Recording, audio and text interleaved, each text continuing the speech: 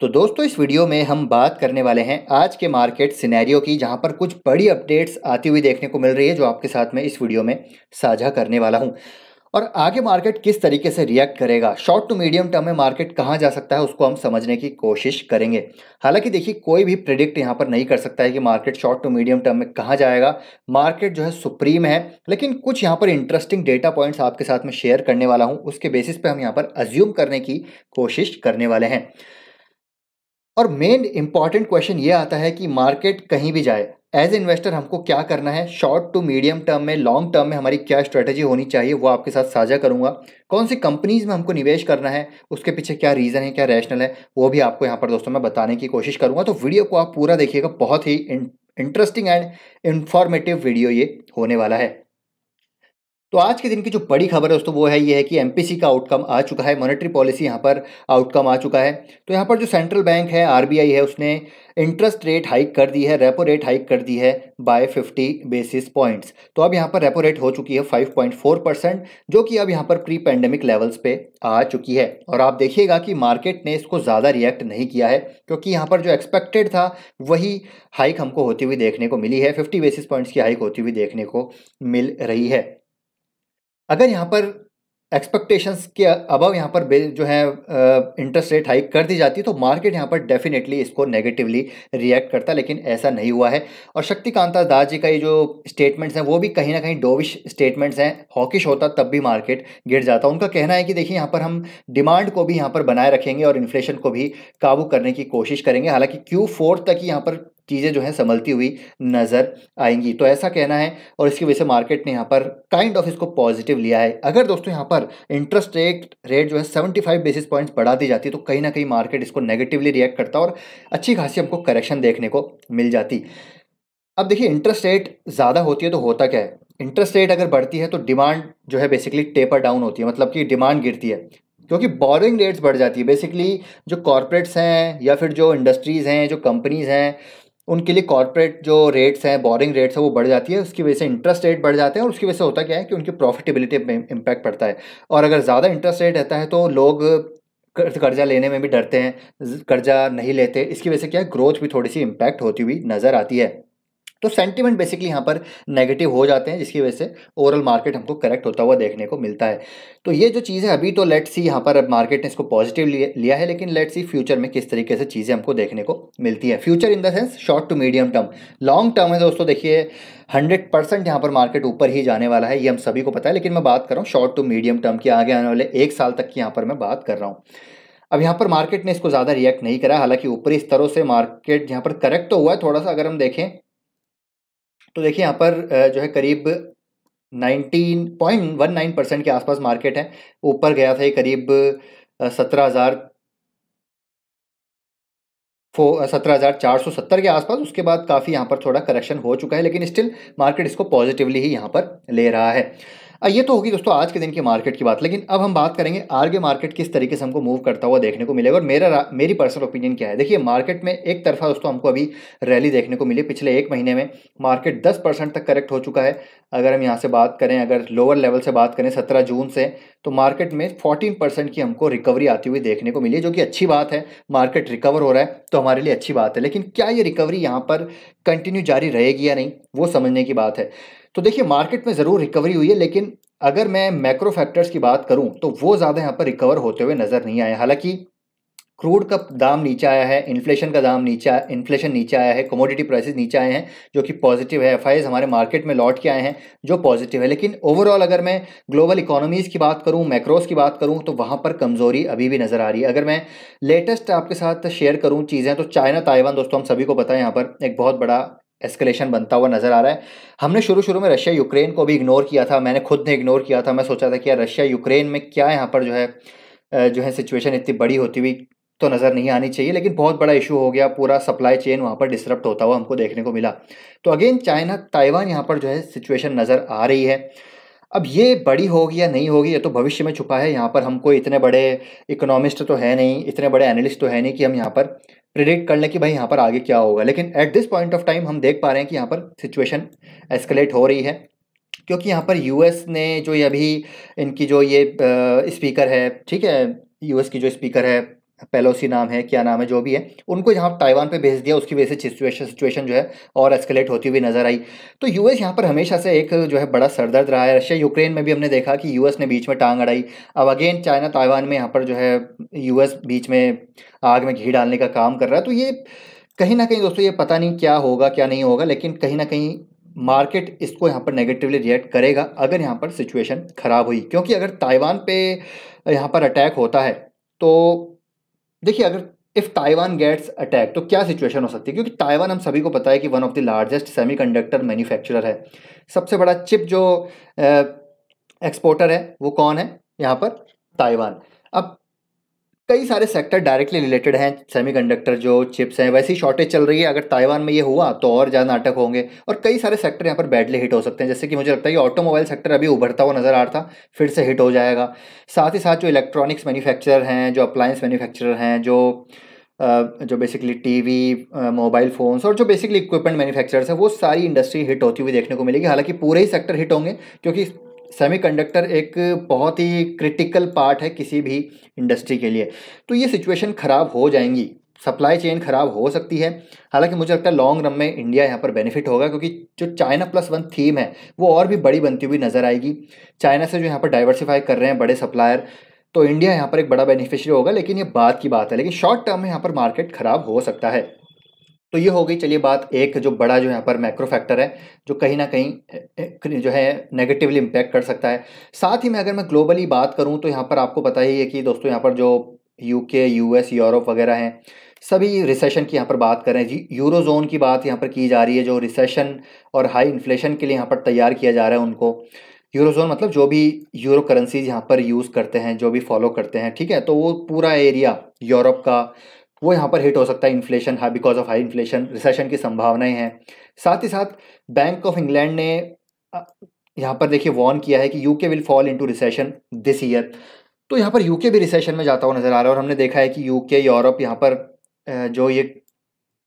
जो कंपनीज़ हैं हमारी स्टॉक मार्केट की, जो इंडियन कंपनीज़ हैं जिनका यहाँ पर एक्सपोजर ज़्यादा है, वो बैडली इम्पैक्ट हो रही हैं। आज हमने देखा कि बालकृष्ण इंडस्ट्रीज़ का जो है स्टॉक काफ़ी गिरता हुआ नजर आ रहा है। उसके पीछे मुझे लग रहा है कहीं ना कहीं रीज़न ये है कि उनका जो यूरोप से बिजनेस आता है वो काफ़ी ज़्यादा आता है। मेस्टेक हमने देखा कि पिटता हुआ नजर आया बिकॉज ऑफ यूके इशूज़। तो ये जो है कई कंपनीज पे इशू क्रिएट करेगा। तो अभी भी ग्लोबल जो इकोनॉमीज़ हैं वो recession and in high inflation से जूझ रही हैं। तो यहाँ पर सिचुएशन अभी सही नहीं है।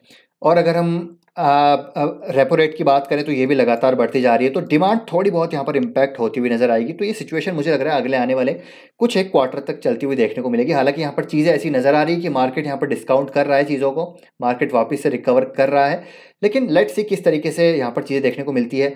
अगर यहाँ पर करेक्शन नहीं भी आई ना दोस्तों, तो मेरा पर्सनल ओपिनियन ये है कि मार्केट यहाँ पर हमको एक रेंज बाउंड होता हुआ देखने को मिल सकता है। क्योंकि अभी भी इन्फ्लेशन बहुत ज़्यादा काबू में नहीं आया है, बहुत ज़्यादा यहाँ पर ग्लोबल मैक्रोस पॉजिटिव नहीं है।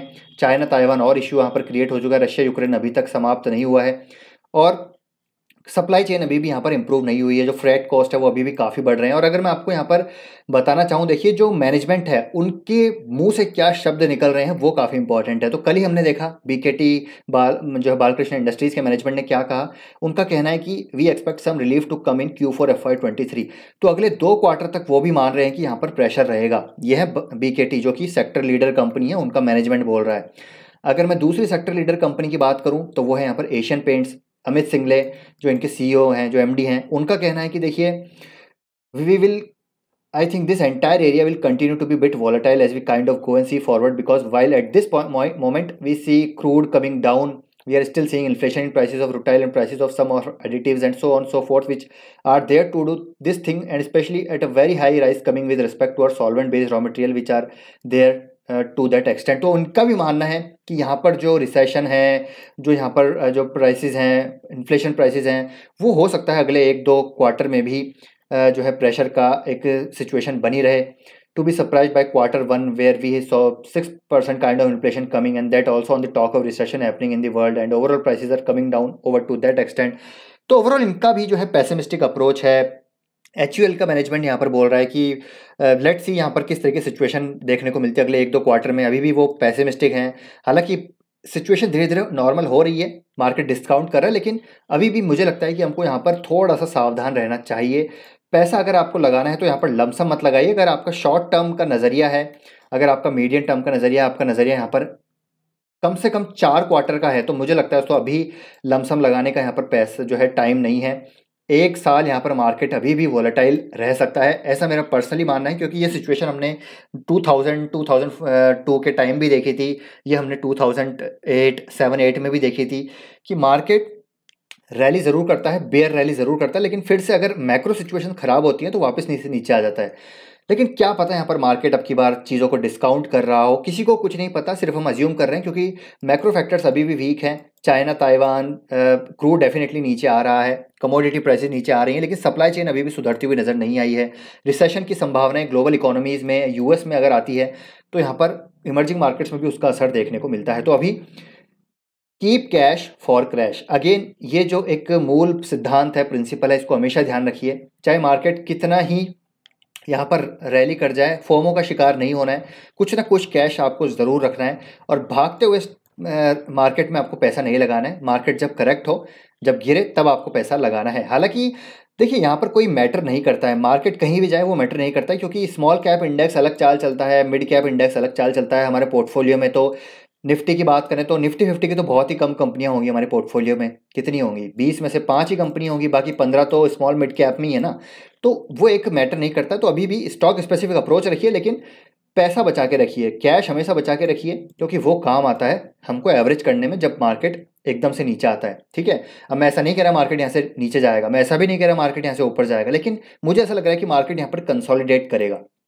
मार्केट ना ही ऊपर जाने की सिचुएशन में है, ना ही मार्केट यहाँ पर नीचे जाने की सिचुएशन में ज़्यादा है, ऊपर जाने की सिचुएशन में कम है, और कंसोलिडेशन की सिचुएशन में ज़्यादा है। तो यहाँ पर आप उस हिसाब से सोचिए और अपनी स्टॉक स्पेसिफिक अप्रोच रखिए। अब कहाँ पर हमको बाय करना है? देखिए, अगर आपका शॉर्ट टर्म का नज़रिया है तो मुझे लगता है अभी आपको थोड़ा सा सावधान रहना चाहिए, अलर्ट रहना चाहिए। लेकिन अगर आपका लॉन्ग टर्म का नज़रिया है तो बाय कीजिए। शॉर्ट टर्म का नज़रिया है तो एक ये सप्लाई जोन है, इसके ऊपर जाने दीजिए। मार्केट जब आपको 18,000 के ऊपर सस्टेनेबल एक जो है यहाँ पर ब्रेकआउट देगा, ठीक है, कंसोलिडेट करेगा 18,000 के ऊपर, तब आप यहाँ पर शॉर्ट टर्म, मीडियम टर्म का जो है अप्रोच फॉलो कर सकते हैं। लेकिन लॉन्ग टर्म वाले अच्छी कंपनीज में बाय करते रहिए, स्टॉक स्पेसिफिक अप्रोच रखिए, थोड़ा करेक्ट होने दीजिए, है ना। एकदम रैली जहाँ पर आ रही वहाँ पर बाय मत कीजिए। और डूज एंड डोंट्स हमेशा आपको याद रखने हैं। मार्केट में इन्फ्लेशन का भी काफ़ी माहौल है, ठीक है, बोरिंग कॉस्ट यहाँ पर बढ़ रही है, तो हो सकता है कि यहाँ पर ग्रोथ थोड़ी हमको जो ग्रोथ कंपनीज हैं वहाँ पर थोड़ी हमको डिमांड स्लो डाउन होता हुआ देखने को मिले, क्योंकि बोरिंग कॉस्ट यहाँ पर बढ़ती हुई नजर आएगी। तो डूज क्या है? तो आपको दोस्तों डेट फ्री कंपनीज में निवेश करना है, मार्केट लीडर, ठीक है, डेट फ्री कंपनीज में निवेश करना है, मार्केट लीडर कंपनीज में निवेश करना है, प्राइसिंग पावर जिन कंपनीज के पास हो वहां पर आपको निवेश करना है। आपको ऐसी कंपनीज में निवेश करना है जिनका मैनेजमेंट अच्छा हो, एक लॉन्ग ट्रैक रिकॉर्ड हो, कई सारी इकोनॉमिक साइकिल्स वो फेस करके आ चुका हो, ऐसी कंपनीज में निवेश करना है। कॉर्पोरेट गवर्नेंस अच्छा हो, robust free cash flow company, positive companies हो, और सनराइज सेक्टर वाली कंपनीज हो। तो ये डूज हैं। डोंट्स क्या हैं? तो डोंट्स आपको हमेशा ध्यान रखना है कि कभी भी आपको हाईली लेवरेज्ड कंपनीज में निवेश नहीं करना है। मतलब जो काफ़ी डेट वाली कंपनीज है, डेट टू इक्विटी रेशियो बहुत ज़्यादा है जिनका, उन पर निवेश नहीं करना है, ठीक है। कॉर्पोरेट गवर्नेंस जिनका अच्छा नहीं है उनमें निवेश नहीं करना है। हाईली ओवर वैल्यूड कंपनीज में निवेश नहीं करना है, जहां पर 100 पी पे चल रही हो कंपनीज, 150 पी पे चल रही हो, 90 के पी पे चल रही हो, उनमें निवेश नहीं करना है, क्योंकि वहां पर काफ़ी पिटाई हो सकती है। बैड क्वालिटी कंपनीज में निवेश नहीं करना है, और जो सनसेट इंडस्ट्री में निवेश नहीं करना है। आपको सनराइज जो है सेक्टर में निवेश करना है। तो ये सारी चीज़ें अगर आप ध्यान रखेंगे, लॉन्ग टर्म का नजरिया रखेंगे, तो आपको कोई भी दोस्तों यहाँ पर नहीं रोक सकता। वेल्थ तो अपने आप बननी ही बननी है, क्योंकि लॉन्ग टर्म में मार्केट, जी हाँ दोस्तों, लॉन्ग टर्म में मार्केट हमेशा ऊपर जाएगा, ये आप सोच के चलिए। बस एक बात दिमाग में रखिए, अच्छी क्वालिटी कंपनीज में निवेश कीजिए, पेशेंस के साथ मार्केट की वॉलेटिलिटी को फेस कीजिए, अच्छी कंपनीज को एवरेज डाउन कीजिए, एवरेज कीजिए, गंदी कंपनीज को एवरेज मत कीजिए, जहां पर आपको कन्विक्शन ना हो उनको एवरेज मत कीजिए। तो ये कुछ चीज़ें हैं, ध्यान रखने वाली चीज़ें हैं, और लॉन्ग टर्म मार्केट में बने रहेंगे तो आराम से यहाँ पर वेल्थ बनेगी। इंडिया पे अगर आपको भरोसा है, इंडिया की ग्रोथ स्टोरी पे भरोसा है, तो इंडिया पे निवेश कीजिए, क्योंकि Russia, Ukraine, China, US, UK, Europe, Australia, Germany, कहीं भी नाम ले लीजिए दोस्तों, even developed economies, even emerging economies, कहीं भी सेफ हेवन नज़र नहीं आता एक्सेप्ट इंडिया, क्योंकि यहाँ पर डेमोक्रेसी अभी स्टेबल है, यहाँ पर currency as compared to other economies stable है। तो काफ़ी सारी चीज़ें ऐसी हैं जो इंडिया को यहाँ पर एक ज़बरदस्त कंपनी जो है कंट्री बनाती है निवेश करने के लिए। और एफआईज यहाँ पर आ ही रहे हैं और अच्छी तरीके से आएंगे तो आपको और भी तेज़ी देखने को मिल सकती है। तो इसलिए बाय ऑन डिप्स कीजिए लॉन्ग टर्म निवेशक, और शॉर्ट टर्म वाले जो हैं थोड़ा सा लमसम मत लगाइए, धीरे धीरे निवेश कीजिए। तो आई होप दोस्तों वीडियो आपको इन्फॉर्मेटिव लगा होगा। वीडियो पसंद आया तो लाइक शेयर एंड चैनल को सब्सक्राइब कर लीजिए। आपका क्या मानना है, ओपिनियन है, मार्केट कहाँ जाएगा कहाँ नहीं जाएगा, और कुछ अगर दूसरा थॉट प्रोसेस है तो कमेंट बॉक्स में ज़रूर शेयर कीजिएगा। It would be really interesting to know. तो मिलते हैं नेक्स्ट वीडियो में, टिल देन टेक केयर।